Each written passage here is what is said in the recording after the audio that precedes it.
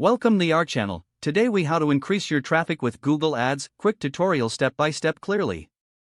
To increase your traffic with Google Ads, follow these straightforward steps. First, create a Google Ads account if you don't already have one.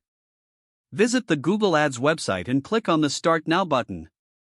Fill in your account information, including your email address and a password. Next, set your advertising goals. Decide whether you want to drive website traffic, increase sales, or generate leads. Once you've selected your goal, choose the type of campaign. For beginners, a search campaign is a great place to start. After that, enter your campaign name. Choose your target location where you want your ads to appear. Select your budget.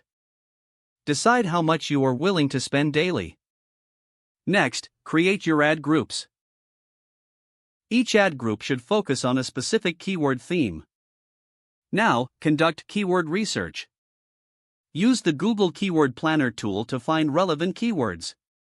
Include a mix of broad, phrase, and exact match keywords. Once your keywords are ready, it's time to create your ads. Write compelling ad copy that is engaging and includes strong calls to action.